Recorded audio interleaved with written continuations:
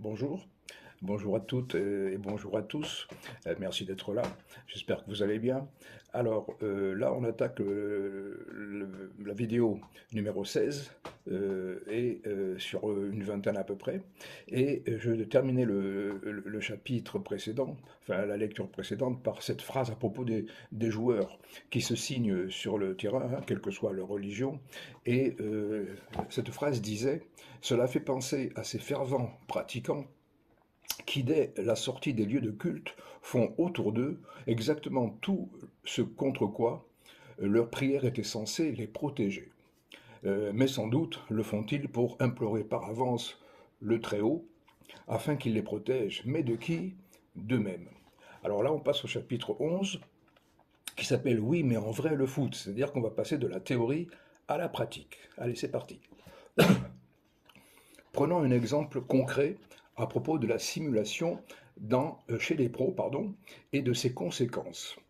Entre 2002 et 2008, l'équipe de l'Olympique lyonnais a été championne de France 7 années consécutives.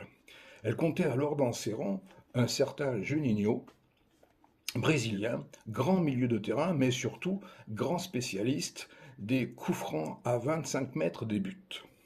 À cette distance, ce joueur était capable de marquer une fois sur quatre, en moyenne, ce qui est déjà énorme. Et c'est lui-même qui presque toujours obtenait ses, entre guillemets, coups francs. C'est ainsi qu'il a marqué 100 buts en 7 ans, soit plus de 14 buts par an en moyenne, et donc un but tous les 3 matchs. C'est vraiment beaucoup. Alors, fou de foot à l'époque, je l'ai humblement confessé au tout début de mon propos, même s'il y a prescription maintenant, et surtout très sensible à la question de la simulation, je m'étais fait un tableau sur lequel je notais à chaque match du championnat, pour chaque équipe et pour chaque joueur, toutes les erreurs d'arbitrage, hors-jeu non sifflés ou sifflés à tort, même chose pour les pénaltys, les simulations, les coups francs et surtout ceux obtenus à distance de tir direct. Rappelons qu'à l'époque, la VAR n'existait pas. Vidéo assistance, donc referee en anglais, assistance vidéo à l'arbitrage, donc en français. Elle n'est d'ailleurs toujours pas utilisée aujourd'hui dans ce dernier cas. Il faudrait peut-être s'y mettre.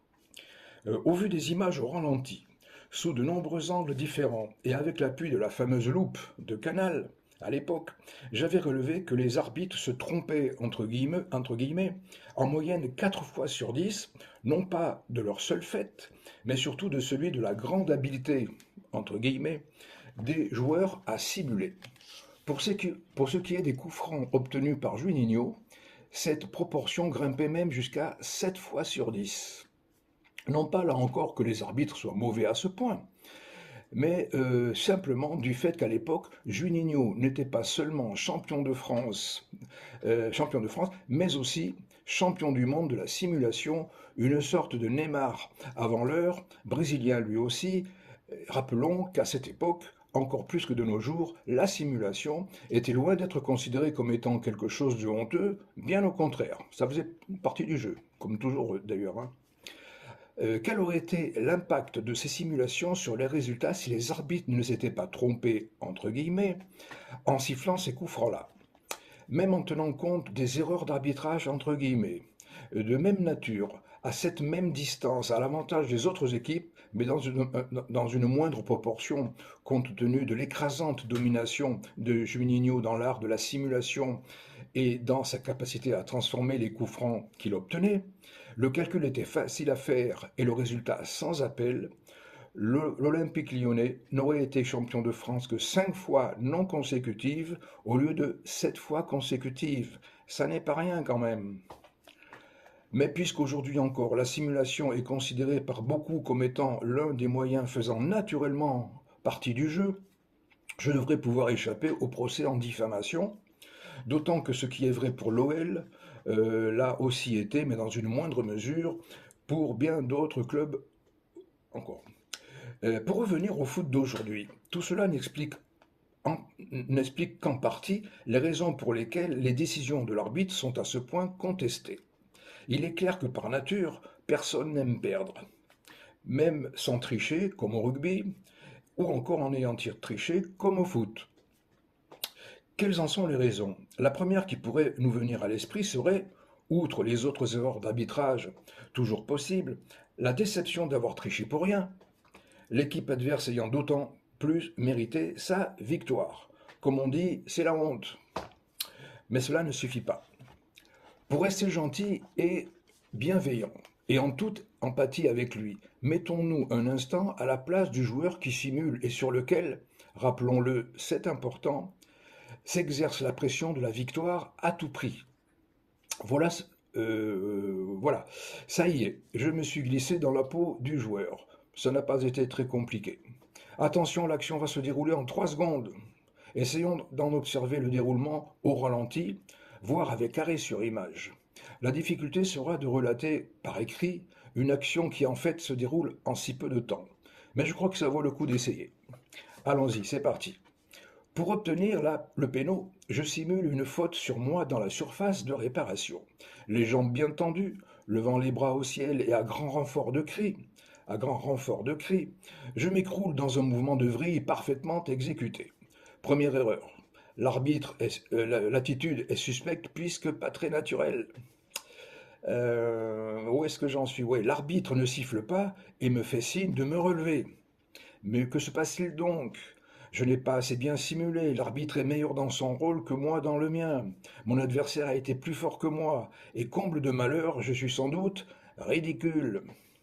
Tout cela se bouscule dans ma tête, et déjà là, mon ego en prend un sacré coup. Mais surtout, j'ai échoué. J'ai été démasqué, pris la main dans le sac, avec le sentiment de honte qui m'envahit pour m'être laissé prendre à mon propre jeu.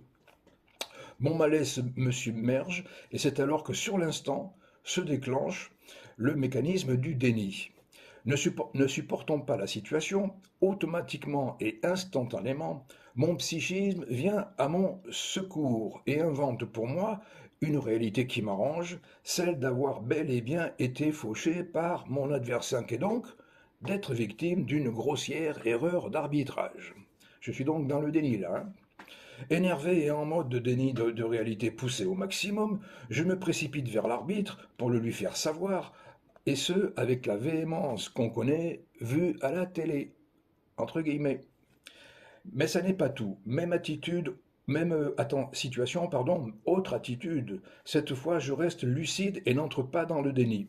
Pour ne pas perdre la face et rester dans ma logique, je me réfugie dans le mensonge assumé et je conteste là aussi la décision. Outre le fait que je me comporte un peu moins mal, la vraie différence, c'est que cette fois, je le fais en toute conscience. Je sais que l'arbitre sait que je sais qu'il n'a pas commis d'erreur. Oui, je sais, là, il faut relire cette dernière phrase au ralenti. Je sais que l'arbitre sait, etc. C'est bon, ok. Alors, quoi qu'il en soit, dans un cas comme dans l'autre, je m'en veux. Lutte interne entre mon moi et mon surmoi. D'être incapable de sortir par moi-même de cet état plus fort que moi, où je m'enfonce et dont je sens bien par ailleurs qu'il va maintenant influencer négativement mon jeu, qui plus est sous la vigilance accrue de l'arbitre, d'autant qu'au passage j'ai pris un carton jaune. Il ne manquerait plus que de ce fait le coach ne me sorte du terrain. Ah ouais. Certains de ceux qui jouent ou ont joué au foot se seront reconnus dans mon avatar.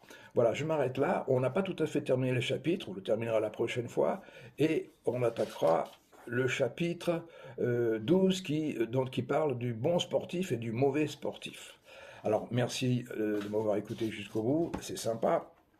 D'ici la prochaine fois, donc portez-vous bien, et encore merci, salut, ciao.